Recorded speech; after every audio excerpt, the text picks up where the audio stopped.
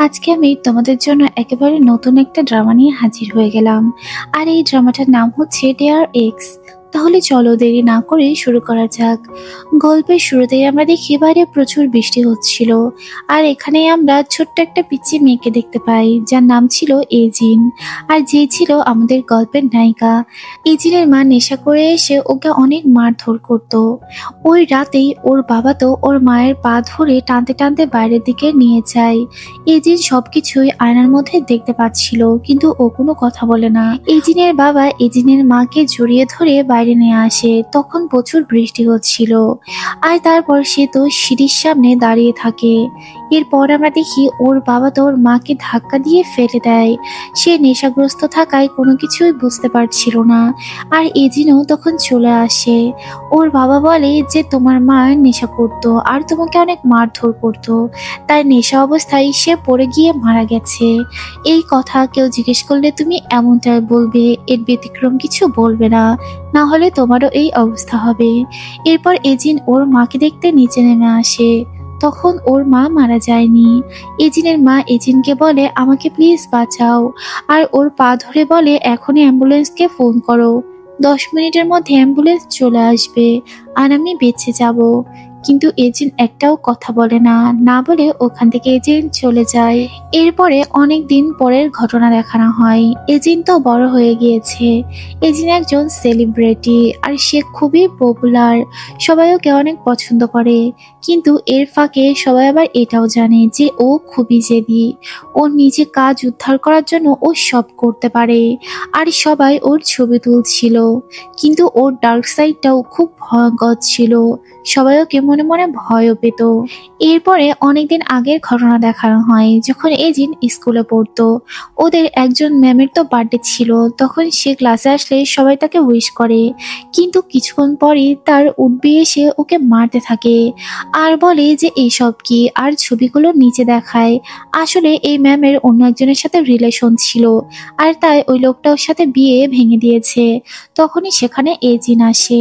এজিন তো ম্যামকে বলতে থাকে আমার সারপ্রাইজটা আপনার কেমন লাগলো, এটা আপনার বার্থডে গিফট।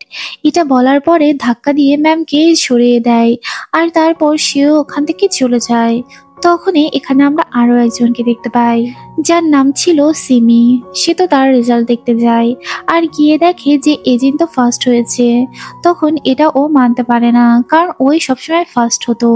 ম্যামকে গিয়ে জিজ্ঞেস করে যে এটা কিভাবে হলো। এরপর আমরা দেখি সিমি তো ওখান থেকে চলে আসে। আর তারপর ও দেখতে পাই এজিন একজন টিচারের সাথে কথা বলছে। আর এখানে আমরা ইয়নজুনকে দেখতে পাই। ইয়নজুন তো এসে বলে যে তুমি এগুলো কি করছো, এজিনের থেকে দূরে থাকো, এটা বলে সিমিকে নিয়ে চলে যায়। এরপর এজিনের কাছে সিমি যায় আর গিয়ে বলে কানে ইয়ারফোন দিয়ে তুমি কিভাবে পড়াশোনা করছো, টিচারের সাথে তুমি কি কথা বলছিলে। তখন এজিন বলে যে জানো সিনেমাতে সবসময় নির্দোষ মানুষ আগে মারা যায়। আর তার জন্য তুমি আমার থেকে দূরেই থাকো, এটা তো সিনেমা না, তাই তোমার কিছু হবে না। এদিকে আমরা দেখি যে একটা প্রতিযোগিতায় এজিনকে তো অংশগ্রহণ করতে দেওয়া হয়, শুধুমাত্র ইয়নজুনের জায়গাতে। ইয়নজুন এবার ওই প্রতিযোগিতায় যাবে না, কিন্তু এটা তো সিমি মানতে পারছিল না। এরপর ওরা সবাই মিলে আলোচনা করে, কারণ এখানে ওদের কিছু স্ক্রিপ্টও লিখতে হতো। তখন আমরা দেখি এজেন্ট বলে এগুলো আমি লিখবো, কিন্তু সিমি বলে তুমি নতুন আর এটা আমরা লিখবো। এরপরে সিমি তো ওর গাড়িতে গিয়ে বসে, ওর মা ওকে নিতে আসে। তখন ওর মাকে জানায় ও এবার সেকেন্ড হয়েছে। তখন আমরা দেখি ওর মা তো বলে আসলে তোমাদের ওই ম্যাম তোমাকে এবার হেল্প করতে পারেনি, কারণ তার নামে স্কুলে খুব বাজে রকমের নিউজ ছড়িয়েছে, তাই সে তোমার বাবার কাছে গিয়েছিল। এরপর আমরা দেখি ইয়নজুন একটা জায়গায় যায় যেটা রুটটপে ছিল। আর তারপর জানালা দিয়ে ও একজনকে দেখতে থাকে। আর এটা তো এজিন ছিল।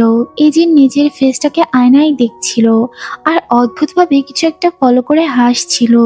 এরপর আমরা দেখি যে ইয়নজুন ওখানেই বসে পড়ে। আর তারপর ও কিছু একটা ভাবছিল। ইয়নজুন ওখানে চোখ বন্ধ করে ফেলে। আর তখন ওর পাশের কিছু কথা মনে পড়ে যায়। এরপরে ও চোখ খুললেই দেখতে পায় ও তো এজিনের কোলের উপরে শুয়ে আছে। ইয়নজুন বলে আমি এখানে কখন আসলাম। তখন এজিন বলে তুমি বাইরেই ঘুমিয়ে পড়েছিলে।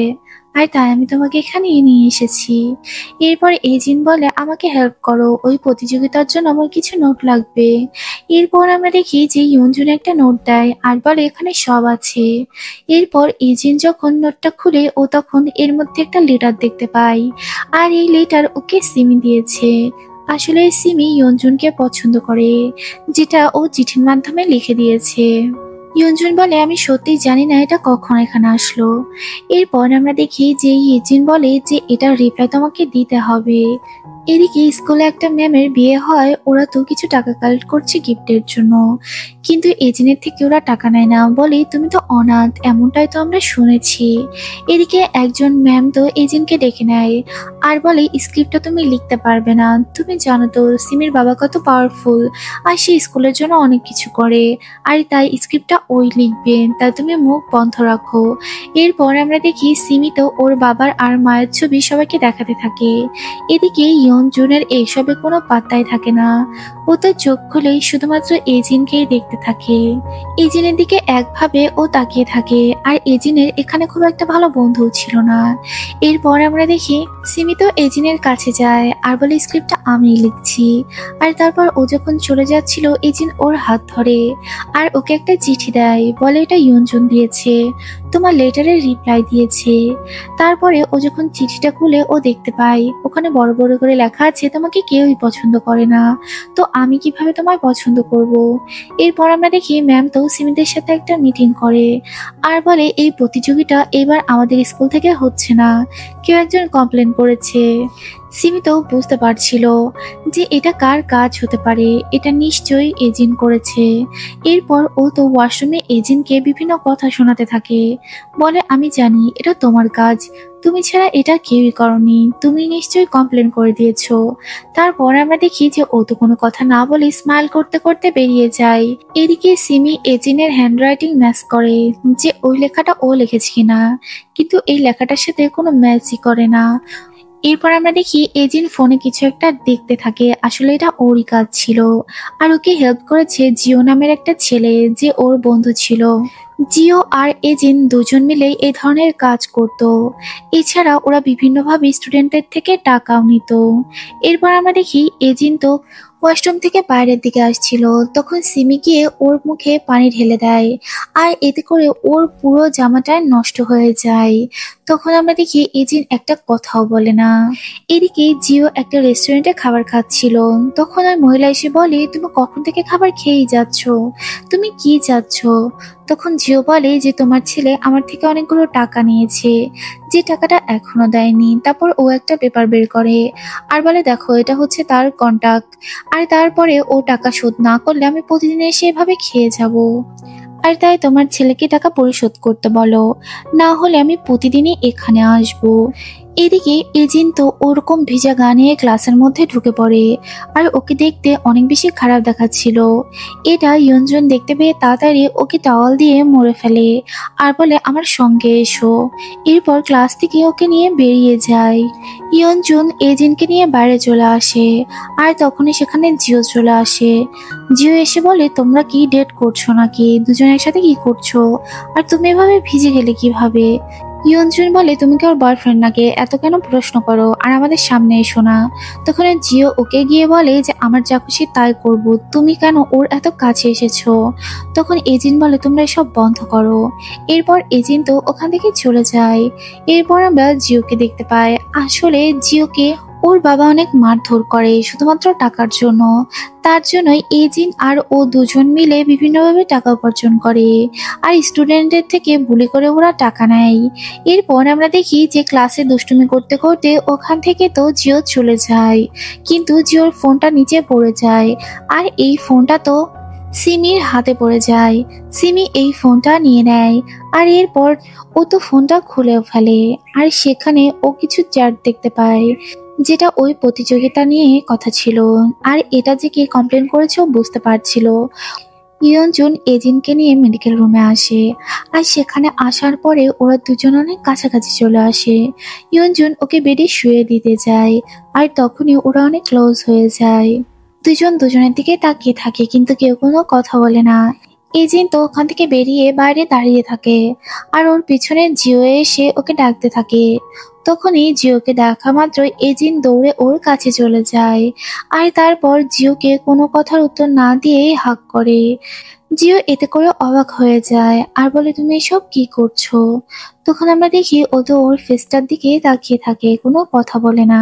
ওদের দুজনকে একসাথে সিমি দেখে ফেলে, আর এই সিমিকে দেখে ফেলে ইয়ঞ্জুন। আসলে ইয়ঞ্জুন ওদের তিনজনকেই উপর থেকে দেখতে থাকে যে কিভাবে সিমি ওদেরকে দেখছে। সিমি তো মনে মনে প্ল্যান করতে থাকে। এদিকে এজেন্ট তো বন্ধুদের সাথে খাবার খেতে আসে ক্যান্টিনে। তখন আমরা দেখি সিমি এসে ওর খাবারগুলো নষ্ট করে দেয়, বলে, আমি খুব ভালো করে বুঝতে পারছি যে এই কমপ্লেটটা তুমি করেছো। এরপরে আমরা দেখি যে উপরের দিকে এজেন্ট চলে যাচ্ছিল, তখনই ওর কাছে ফোন আসে। এটা তো জিওর নাম্বার ছিল। পিছন থেকে সিমি কথা বলে ওঠে, এই ফোনটা এখন আমার কাছে, আর তুমি হচ্ছে ওর বস। তোমার নামটা ও বস দিয়ে সেভ করে রেখেছে, আর তোমরা দুজন মিলেই এই কাজটা করেছো। এখন টিচারকে আমি বলে দিব। এইসব ইয়ঞ্জুন দেখতে পাচ্ছিল। তখন ইয়ঞ্জুন সিমির কাছে আসে আর বলে, তোমার সাথে আমার কথা আছে। এটা বলে ওকে রুটটপে নিয়ে যায় আর ওর সাথে রোম্যান্স করার চেষ্টা করে, বলে, আমিও তোমাকে পছন্দ করি, যাতে করে এই কথাগুলো ও ম্যামকে নাম ভুলে দেয়। এরপর ইয়ঞ্জুন সিমকে বলে, এই কথাগুলো তুমি ম্যামকে বলো না, আর তুমি তো ওর থেকে দূরেই থাকো।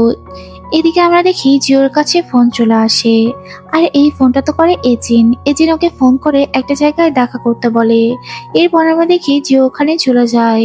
এজিন জিওকে বলতে থাকে, সবকিছু সিমি জেনে গিয়েছে, তাই আমাদের সাবধানে কাজ করতে হবে। তখন জিও বলে, আমি চাইলে ওর থেকে ফোনটা নিয়ে নিতে পারি। এজিন বলে, না, তুমি ওর থেকে ফোনটা নিও না। এরপর আমরা দেখি যে ক্লাসরুমে এসে ও ওই মেয়েটাকে টাকা দিয়ে দেয়, আর বলে যে আমি যে অনাথ এই কথাটা কে ছড়িয়েছে, তুমি প্লিজ এটা আমাকে বলো। তখন মেয়েটা তো ওকে বলে দেয় যে এই কথাগুলো আসলে ওকে সিমি বলেছে, যে এজিন একটা অনাথ মেয়ে। এদিকে ইয়ঞ্জুন সিমির সাথেই ছিল। ইয়ঞ্জুন বলে যে আমাদের যখন সবাই প্র্যাকটিস করবে আমি তোমার জন্য ক্লাসরুমে ওয়েট করব, তুমি কিছু একটা বাহানা দিয়ে চলে এসো। সিমি তো এমনটাই করে। ও তো পেট ব্যথা করার কথা বলে ওখান থেকে চলে আসে, বলে যে ও একটু ক্লাসরুমে যেতে চায়, ওর শরীরটা ভালো লাগছে না, তার জন্য ওর স্যারকে ছেড়ে দেয়। এদিকে আমরা দেখি এজেন্ট তো ওই টিচারের সাথে আবার দেখা করতে আসে, আর এখানে টিচারের সাথেও কিছু একটা কথা বলছিল। এদিকে আমরা দেখি যে ইয়ঞ্জুন ক্লাসরুমে যায়, আর সেখানে সবকিছু উল্টো পাল্টা করে, আর তারপর ওই টাকাগুলো নিয়ে নেয় যে টাকাগুলো কালেক্ট করা হচ্ছিল। এটা নিয়ে ও সিমির লকারের মধ্যে রেখে দেয়। আর এদিকে এজিন ওই টিচারকে ব্যস্ত রাখছিল যাতে সে ক্লাসরুমের দিকে না যেতে পারে। তারপর আমরা দেখি যে তখন ওর কাছে টেক্সট আসে যে কাজ হয়ে গিয়েছে। তখন এজিন বলে যে আমার এখন যেতে হবে। এইদিকে আমরা দেখি সিমি তো টিচারের সাথে এজেন্টকে দেখতে পায়, আর টিচার ওর হাত ধরে আর কিছু একটা বোঝাচ্ছিল, যেটা দেখে সিমি তো ভাবে যে হয়তো তারা ডেট করছে বা কোনো খারাপ জিনিস। এরপর ওই মেয়েটা ক্লাসরুমে এসে দেখে যে ওখানে টাকা ছিল না। তখন সে তো সিমিকে বলে, তুমি আগে ক্লাসরুমে এসেছো, টাকা তুমি চুরি করেছো। সিমি বলে, আমি কেন টাকা চুরি করতে যাব? তারপর ওর ব্যাগ খুলে দেখায় যে দেখো কোথায় টাকা আছে, কোথাওই টাকা নেই, আমার কি টাকার অভাব পড়েছে নাকি? তখনই সেখানে জিও চলে আসে আর বলে, তোমার লকার দেখাও, তাহলে সবকিছু প্রমাণ হয়ে যাবে। তখন আমরা দেখি যে ও বলে, তুমি একটু বেশি বাড়াবাড়ি করছো, আমি সত্যি টাকা চুরি করিনি। আর তারপর ওর লকারটা লাথি দিয়ে জিও ছুঁড়ে ফেলে দেয়, আর তারপর আমরা দেখি যে লকারটা খুলে ফেলা হয়। সেখান থেকে ওর ফোন আরো অনেক কিছুই বেরিয়ে আসে, ওই টাকাগুলোও বেরিয়ে আসে। জিও বলে, তুমি আমার ফোনটাও চুরি করেছো। এরপর ক্লাসের সবাই ওকে অনেক কথা শোনাতে থাকে।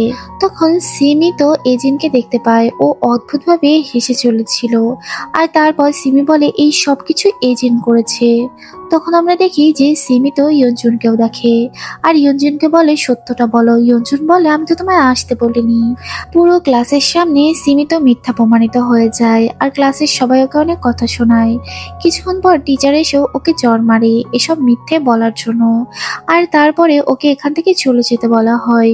সিমি তো কোনো কিছু বুঝতে না পেরে ওখান থেকে চলে যাচ্ছিল। তখন ইয়ঞ্জুন ওকে বলে, আমি তোমার আগেই বলেছিলাম এজিনের থেকে দূরে থাকো, কিন্তু তুমি কোনো কথা শোনোনি। আর ক্লাসের এইসব কাহিনী সবকিছুই তো জিও রেকর্ড করে নেয়, আর এটা তো ও অনলাইনে ভাইরাল করে দেয় যে একটা বড়লোকের মেয়ে কিরকম সবকিছু চুরি করতে পারে। আর ওর নামে অনেক বাজে বাজে কথা বলতে থাকে। সিমি ওর প্যারেন্টসকে ফোন করলে তারা তো বলে আমার মেয়েকে আমরা আনতে যাব না, ও যে কাজ করেছে ওকে নিজেই চলে আসতে বলো, আমরা ওখানে যেতে পারবো না। সিমি তো অনেক বেশি রেগে যায়, আর ওর তো খুব বেশি কষ্ট হচ্ছিল। এরপর ও তো ক্লাসরুম থেকে বেরিয়ে যায়।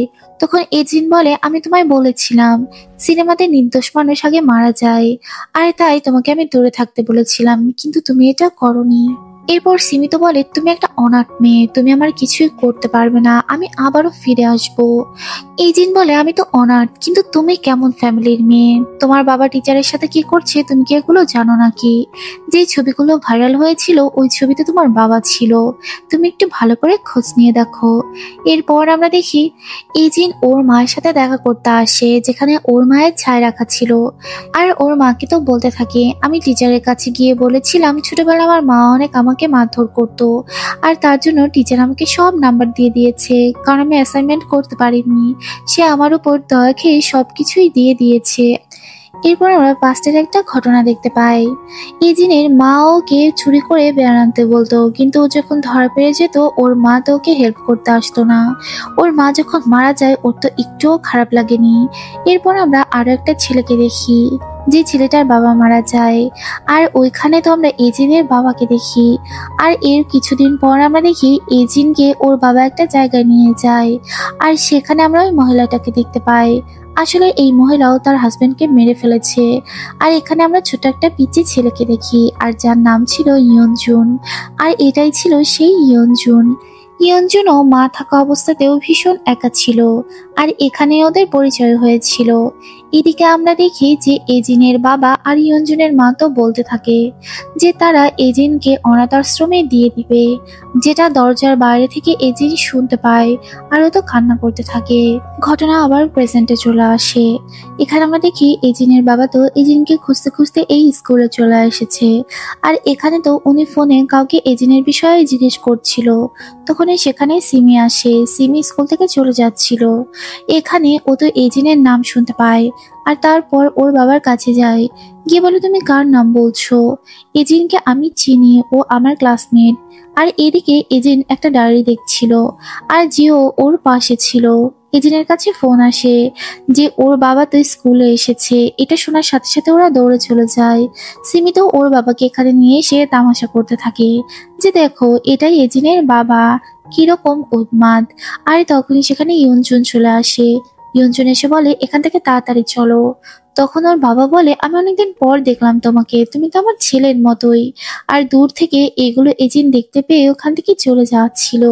ওর হাত থেকে একটা ডায়েরি পড়ে যায়। এজিনে যাওয়ার সাথে সাথে কিছু স্টুডেন্ট ওই ডায়েরিটা পেয়ে যায়, যেখানে ওদের নামে অনেক বদনাম নাম লেখা ছিল। এদিকে ইয়নজুন টাকা তুলে তো এজিনের বাবাকে দিয়ে দিতে চায়, কারণ টাকার জন্য উনি এখানে এসেছে, আর দূর থেকে এজিন এসব দেখতে পাচ্ছিল। আর এরপর আমরা একজন মহিলাকে দেখি যার নাম ছিল সিয়ন। উনি তো দূর থেকে এজিনকে দেখতে থাকে। উনি আসলে একজন এন্টারটেইনমেন্ট কোম্পানির সিও ছিল। এরপর আমরা দেখি এজিনের বাবা তো টাকাগুলো হাত দিয়ে ধরে। তখন ইয়নজুন হাত ধরে আর বলে এখানে পুরো টাকাটা নেই, তুমি ওর জীবন থেকে সরে যাও আর ওকে ডিস্টার্ব করো না।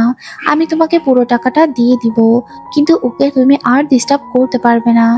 এরপর ওর বাবা যখন চলে যাচ্ছিল তখন এজিনের কাছে যায় আর বলে আমি আবার আসবো, আমি জানি তুমি এখানেই ছিলে। আর তারপর এজিনের বাবা ওখান থেকে চলে যায়।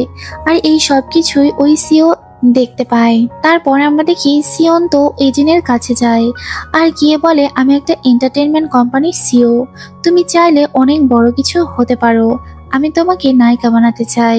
আর তারপর তার কার্ডটা দেয় আর বলে তুমি আমার সঙ্গে চলো। কিন্তু এখানে ও তো না করে দেয়, বলে ওর এসব করতে ভালো লাগে না। আর তারপর ওখান থেকে চলে যাচ্ছিল, কিন্তু সিয়ন বলে তোমার মন পাল্টে গেলে তুমি আসতে পারো। এদিকে আমরা দেখি যে জিওর কাছে ওর ভাই ফোন করে, কারণ ওর বাবা ওকে অনেক মারধর করত। জিও দৌড়ে গিয়ে দেখে যে ওর বাবা অনেক মারধর করছে ছেলেটাকে। তারপর ওই লোকটা তো একটা চাকু নিয়ে আসে আর বলে আজকে তোমাকে মেরেই ফেলবো। আসলে জিওর বাবা নেশা করত। তখন জিও গিয়ে ওর বাবাকে আটকায়, বলে তুমি ওকে কেন মারধর করছো। আর এরপর ওদের মধ্যে ফাইট হতে থাকে। একটা পর্যায়ে গিয়ে ওর বাবার পেটের মধ্যে চাকু ঢুকে যায়, আর যাতে করে ওর বাবা মারা যায়। জিওর ভাই অনেক বেশি ভয় পেয়ে যায়। এরপর আমরা দেখি এই ডায়েরিটা তো আসলে সিমির থাকে। তখন ওই মেয়েগুলো সিমিকে ধরে আর মারধর করতে থাকে যে এই ডায়েরিতে তুমি এসব কি লিখেছো, তোমরা আমাকে নিয়ে কি ভাবো। আর তারপর ওকে অনেক পেটাতে থাকে। জিও তো পুলিশকে ফোন করে দেয়, বলে সে তার বাবাকে খুন করেছে আর তাকে যাতে অ্যারেস্ট করে এখান থেকে নিয়ে যাওয়া হয়। এরপরে জিও তো এজেন্টকে ফোন করে। আর এজিন ওর মন অনেক খারাপ ছিল, ওর বাবা স্কুলে আসায় ও খুব আপসেট ছিল। এরপর জিও ওকে ফোন করে বলে ও ওর বাবাকে মেরে ফেলেছে আর ওকে হয়তো পুলিশ জেলেও অনেক বছর আটকে রাখবে, হয়তো ওর সাথে আর দেখা হবে না। তখন এজিন বলে তুমি পুলিশকে কিছু বলো না, আমরা এটা দেখে নিই। এদিকে সিমি তো স্কুল থেকে চলে যায়, কারণ ওকে স্কুল থেকে বের করে দেওয়া হয়। এরপরেই বেশ কয়েকটা দিন কেটে যায় আর এজিনও সবকিছু ভুলে মানিয়ে নেয়। আর তারপরে ওদের দিনটাও ভালো চলে যায়।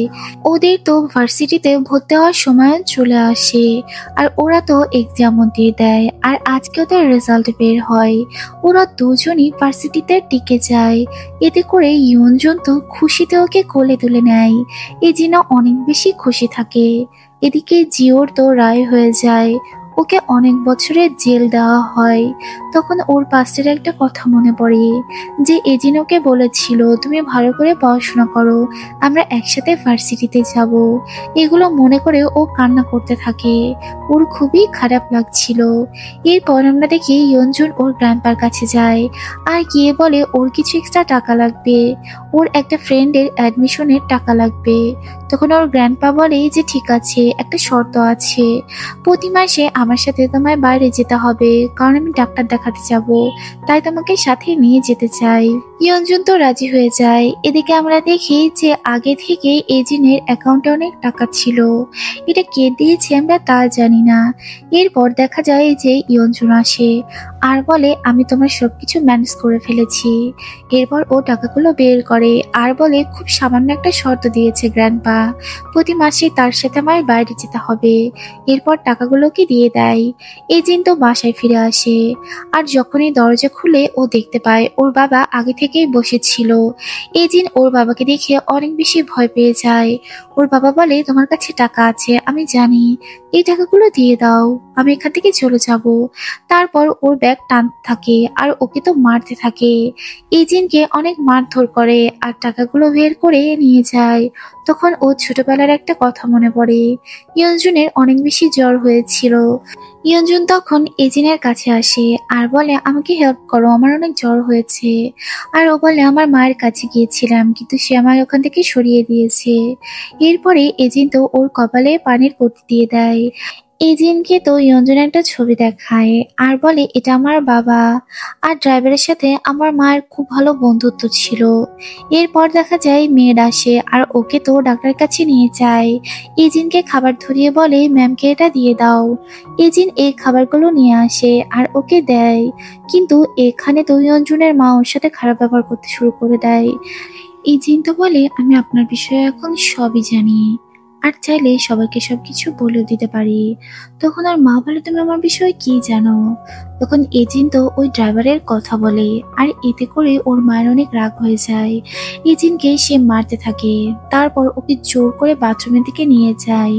আর শব্দ শুনতে পেয়ে ইউনহো তো বাইরে বের হয়ে আসে আর দেখতে পায় ওর মা তো এজিনকে পানির মধ্যে ডুবিয়ে যাচ্ছে আর ওর মুখটা চেপে ধরেছে আর ও অনেক ছোটাছুটি করছে বাঁচার জন্য। এটা দেখার পরে ওর মা তো ছেড়ে দেয়, কারণ ইয়নজন ওর মায়ের এরকম রূপ দেখে ফেলায় ওর মা তো একটু লজ্জা পেয়ে যায়। কিন্তু আমরা দেখি এই সুযোগে ওখান থেকে এজিন পালিয়ে যায় আর ওর মাও পিছন পিছন যেতে থাকে। এরপর দেখা যায় এজিন জানালার কাছে বসে পড়ে আর বলে আমার কাছে আসলে আমি এখান থেকে লাফ দেব। আসলে এজিন আগে থেকে ওকে বলে রেখেছিল ওর মা যখন মারবে তখন যেন ইয়ঞ্জুন অ্যাম্বুলেন্সকে ফোন করে দেয়। আর ইয়ঞ্জুন এমনটাই করে, ও অ্যাম্বুলেন্সকে ফোন করে দেয়। ততক্ষণে ও পড়ে যায়। এরপর ওকে তো হাসপাতালে ভর্তি করা হয়। এখানে ইয়ঞ্জুন অনেক বেশি কান্না করতে থাকে আর বলে, তুমি এমনটা আর কখনোই করবে না। আমি সবসময় তোমার সাথে থাকবো, তোমাকে প্রোটেক্ট করব। আমি তোমাকে প্রমিস করছি তোমার এরকম অবস্থা আর কখনোই হবে না। এরপরে ঘটনা আবার প্রেজেন্টে চলে আসে। আমরা দেখি এজিন হাসপাতালে ভর্তি থাকে। ওর বাবা ওকে মারধর করায় ওর অবস্থা অনেক খারাপ হয়ে গিয়েছিল। তখন ওর পাশে ইয়ঞ্জনই ছিল। ইয়ঞ্জন বলে, এবার আর চুপ করে থাকা যাবে না, পুলিশকে সবকিছু জানাতে হবে। তখন এজিন বলে, না, আমাকে টাকা ইনকাম করতে হবে। এরপর আমরা দেখি যে ও তো স্কুলে থাকে। আজকে ওদের লাস্ট দিন ছিল আর সবাই সবার সাথে দেখা করতে থাকে, কারণ এরপর হয়তো আর দেখা নাও হতে পারে। কিন্তু এজিন চুপচাপ বসে থাকে। কিছুক্ষণ পর ইয়ঞ্জনের মা আসে আর বলে, তুমি নাকি তোমার গ্র্যান্ডপার সাথে দেখা করতে গিয়েছিলে, সে কি তোমায় টাকা দিয়েছে নাকি? আমাকে কিছু টাকা দাও। তখন আমরা দেখি যে ইয়ঞ্জন এজিনকে দেখতে পায় যে এজিন চলে যাচ্ছে। তার জন্য ওর মাকে গাড়িতে বসিয়ে দেয় আর বলে, বাসায় চলে যাও। এরপর এজিনের পিছু নিতে থাকে। এরপর আমরা দেখি তখনই সেখানে তুষার পড়তে শুরু করে দেয়। ওরা চুপচাপ হেঁটে যাচ্ছিল। হঠাৎ করে ওদের সামনে থেকে কেউ একজন দৌড়ে যায়। আসলে একটা লোক একটা চোরকে তাড়া করছিল। আর তারপর লোকটা চোরটাকে ধরে ফেলে। ওই লোকটা কারো একজনের পার্স নিয়ে যাচ্ছিল। আর এরপর আমরা দেখি এজিন তো ওই লোকটার দিকে তাকিয়ে হাসতে থাকে আর বলে, তুমি আমায় বাঁচাতে পারবে। এদিকে আমরা দেখি যে জিও তো ওর ছবি আঁকতে থাকে। এজিনকে ও অনেক মিস করছিল আর এজিনের ছবি আঁকছিল। আর এই মোমেন্টে এই এপিসোডটি শেষ হয়ে যায়। এপিসোডটি কেমন লাগলো অবশ্যই কমেন্টে জানাতে ভুলবে না। আর পরবর্তী এপিসোড দেখার জন্য চ্যানেলটির সাথে থেকো আর একটা সাবস্ক্রাইব করে দিও। Thanks for watching. আল্লাহ হাফেজ।